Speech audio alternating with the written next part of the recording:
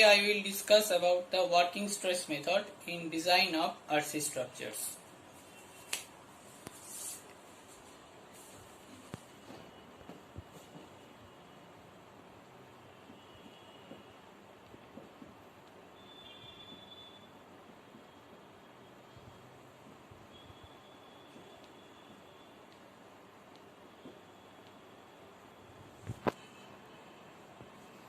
Please write down. In the application of working stress design, members are proportioned so as to sustain the anticipated working loads without the stresses in the concrete or reinforcement exceeding the permissible values for the individual materials.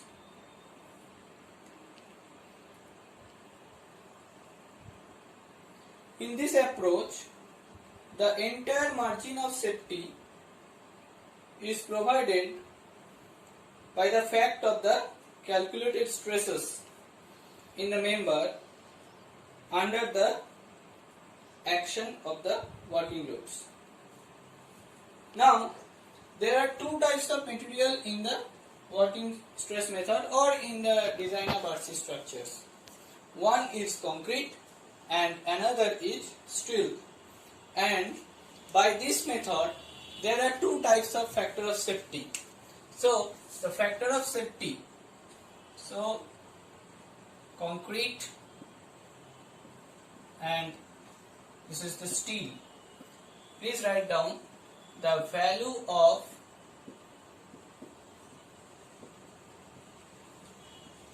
factor of safety for concrete is 3.0 and the value of factor of safety for steel is 1.78.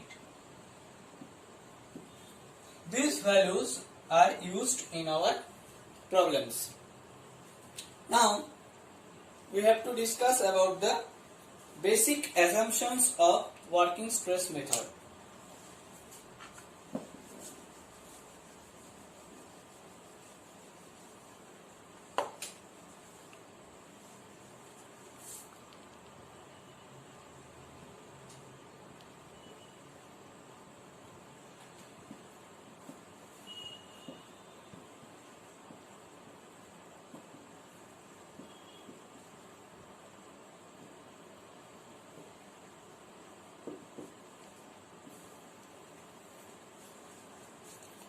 So, there are some basic assumptions in this method regarding the design purpose.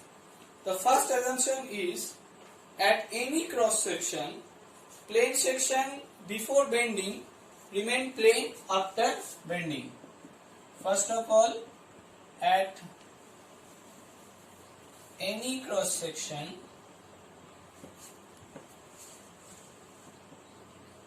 the plane section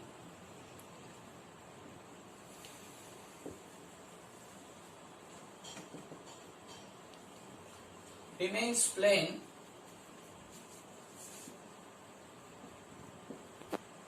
before and after bending. That means, suppose a beam of a rectangular cross section. It is rectangular before the bending and after the bending when the working loads are applied.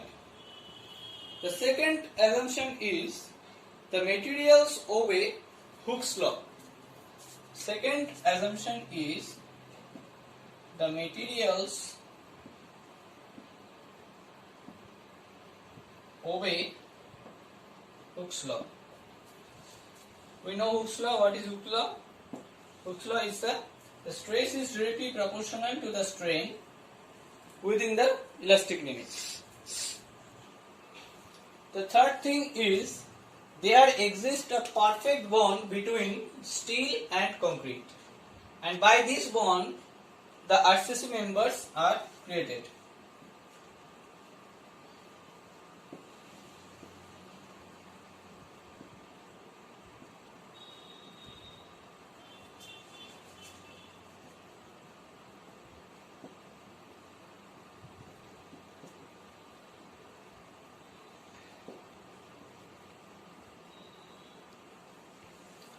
there is a perfect bond between the steel and concrete. And the fourth thing is the tensile strength of the concrete is neglected. In this design method, the concrete has no tensile strength. So, the tensile strength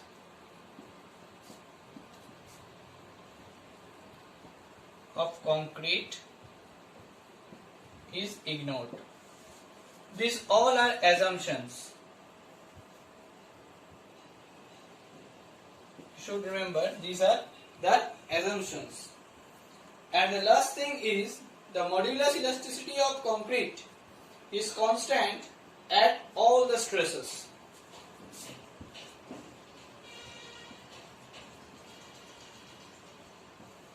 The modulus of elasticity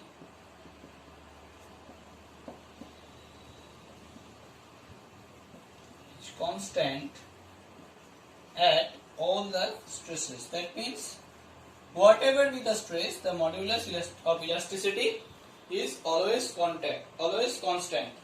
But it is not a function of the duration of stress. That means the timing of the working load, the time interval of the working load, or the time elapsed of the working load is not a function of this modulus elasticity, but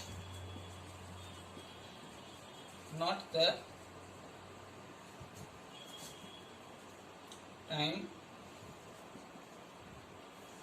not the function of time,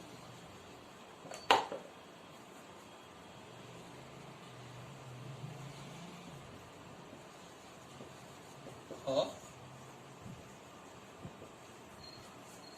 working load.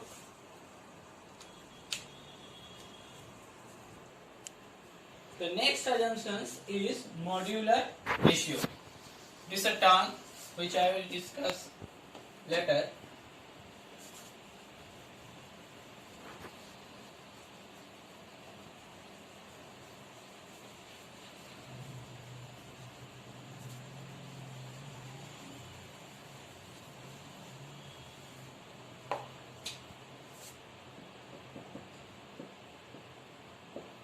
The value of the modular ratio by this method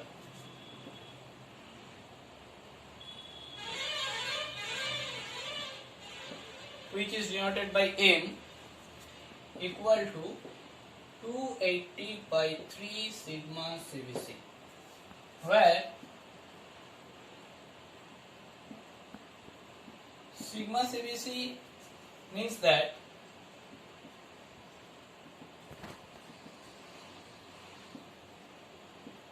permissible compressive stress in bending. Okay, the value of the modular ratio should be 280 by 3 sigma CBC, which is where sigma CBC is the permissible compressive stress in bending. The unit of the sigma CBC is Newton per millimeter square.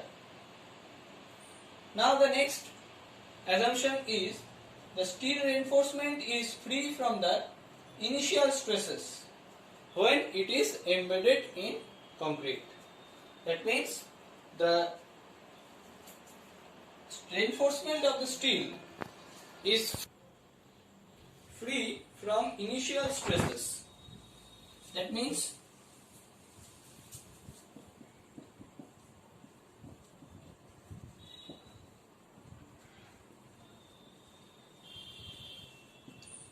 steel reinforcement is free from initial stresses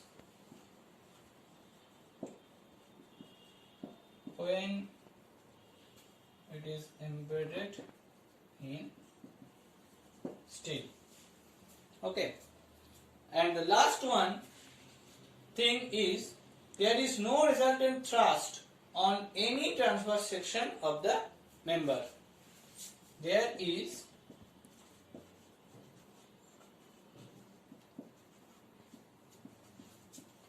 no resultant thrust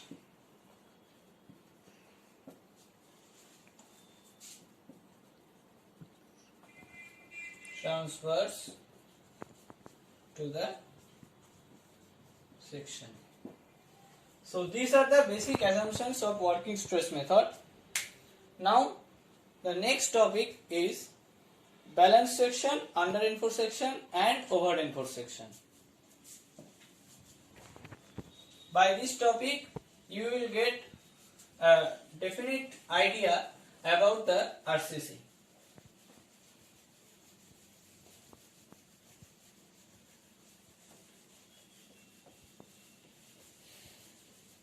So there are three types of sections. There are three types of RCC sections. Please write down the name. First one is balance section. Second one is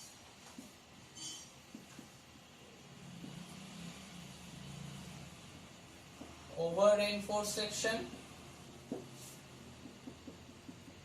and the third one is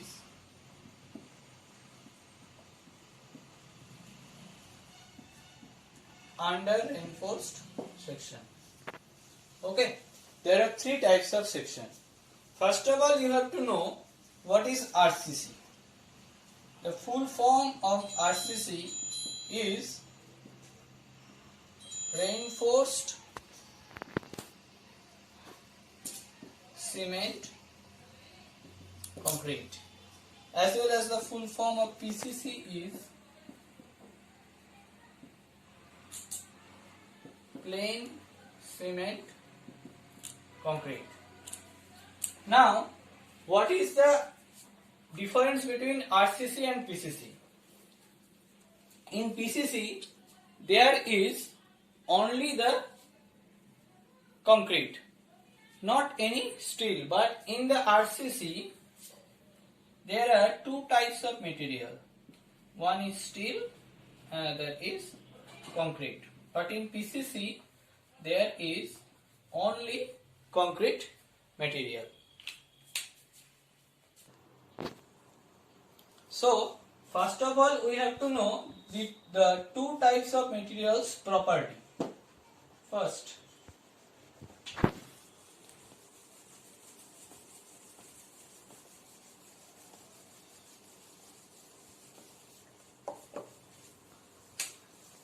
the first is steel. We all know that steel is a ductile material. The steel is a ductile material. What is the property of the ductile material? The property of the ductile material is that it cannot break suddenly. When you pull the ductile material or axial tension by these two ends, the cross section of the material will be decreased.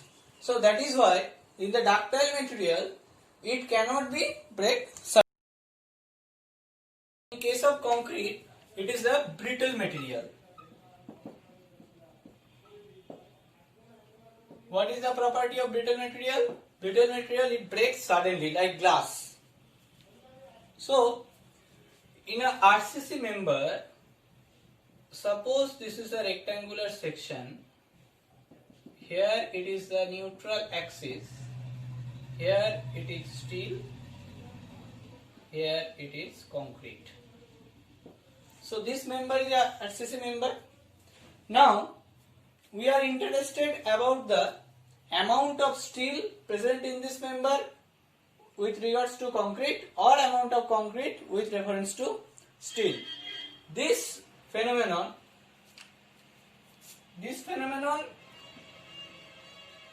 emits that the concrete, there are three types of. First of all, balanced. Secondly, over reinforced. And thirdly, under reinforced.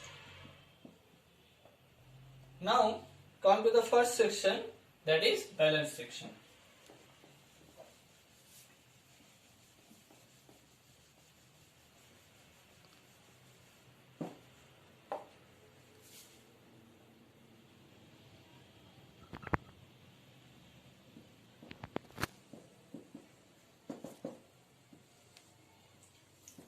So in this balance section, there are the same amount of concrete and steel.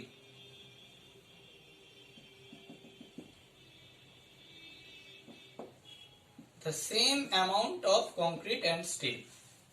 So that the neutral axis of the rectangular beam is lies just in the CG of the rectangular cross section, if it is a rectangular cross section.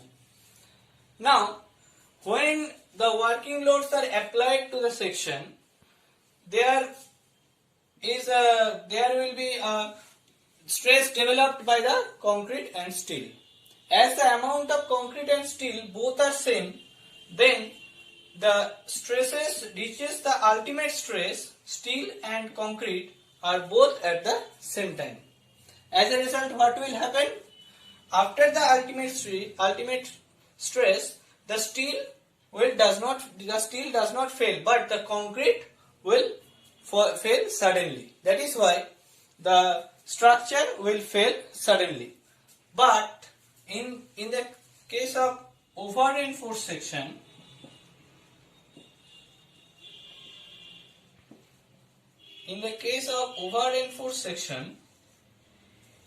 there is also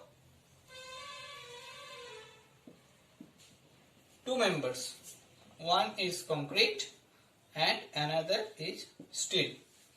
Now, the amount of steel is more than the concrete because it is an over-reinforced section. Because steel is the only reinforcing member. So, in this case, when we apply the working load, as the amount of steel is more than the amount of concrete, so the stresses developed by the steel and concrete both are not the same. And as a result, as the amount of concrete is less, so the concrete will reach the ultimate stress before the steel will reach the ultimate stress. As the concrete is a brittle material, so for this case also the structure will fail suddenly That is why over-reinforced section are not chosen by us. And as a result, balanced section is also not chosen by us. Now, the section is under-reinforced section. Now, in case of under-reinforced section, what will be the amount of concrete and steel? As it is a under-reinforced section, so the amount of steel is always less from the concrete. Suppose this is under-reinforced section.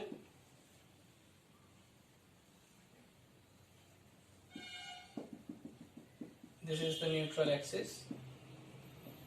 This is concrete and this is steel. As it is the under-reinforced section, so the amount of the steel provided in this section is less than the concrete. As a result, when we apply the working load, same as in this section, as the amount of steel is less, so the steel will reach at ultimate stress before the concrete will reach at ultimate stress. That is why the steel will fail, but concrete does not fail. As a result, the ductile material, as steel is a ductile material, so it will put a stress in the concrete. And suppose this is the member, there is a steel portion. The steel, this is concrete and this is steel. The steel reaches the ultimate stress. As a result, the steel will fail and it will put a pressure on the concrete. And as the concrete does not reach its ultimate stress, so concrete will not fail. As a result, as this stress, there will be a crack. So it is an indication of a structure to become failure. So we prefer under-reinforced section in our design, so that there is a symptom or there will be a crack section by which we can get that the structure is in that the structure is in emergency condition, etc. Come to the next topic, we are interested about this neutral axis for these three sections.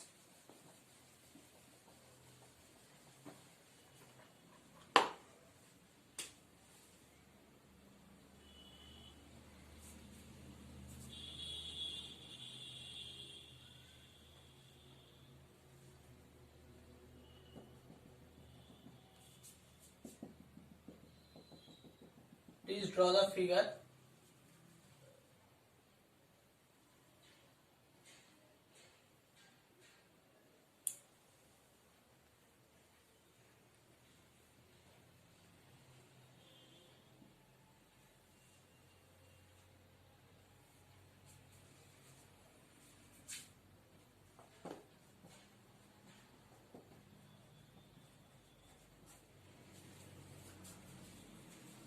Suppose there is concrete and there is steel.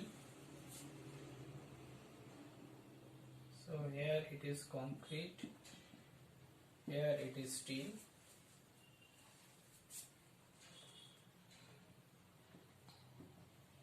Here it is concrete and here it is steel. Now this is balance section.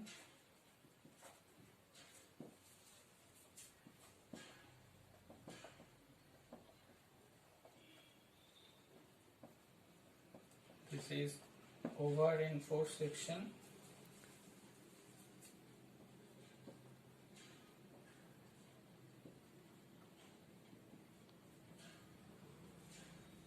This is under reinforced section. So for the balance section, the amount of concrete is equal to the amount of steel. So the neutral axis lies in the CG of the rectangular cross section. But now in case of over reinforced section, the amount of steel is greater than the amount of concrete. As a result, there is a tendency of a section that the amount of stress will take the concrete and steel are both the same. It is the tendency. As a result, as the amount of concrete is lower than the amount of steel, so concrete will try to increase its area. As a result, the neutral axis lies in this way. That means the neutral axis will fall below the critical neutral axis. Suppose this neutral axis is the critical neutral axis as it lies on the CG. So in case of over reinforced section, the neutral axis will lower down from the neutral axis. But in case of under reinforced section, the amount of steel is small than the amount of concrete. So steel will try to increase its area. So the neutral axis of the actual neutral axis will be like in this way. Okay. So if we denote it as the ultimate condition. Suppose from the topmost fiber, the distance from the topmost fiber to the neutral axis is XU. So for the balance section and the neutral axis of the balance section is X. Then for the balance section, X equal to XU. Okay. Now for the over reinforced section, the topmost fiber is this fiber.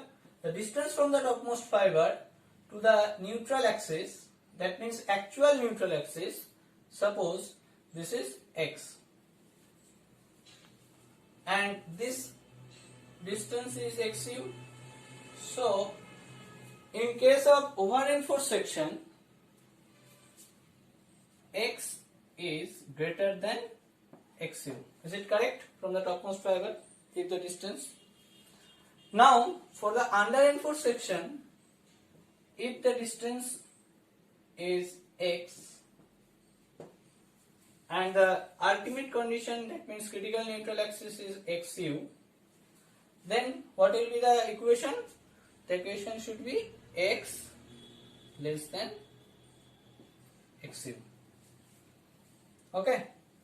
So these three things we have to remember for the design purpose.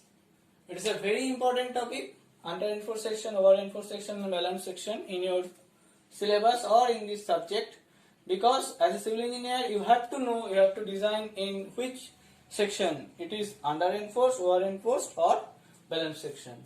Okay. So in our next class we will discuss about the singly and doubly reinforced section. Okay. Next class we will discuss about the singly and doubly reinforced section. Thank you.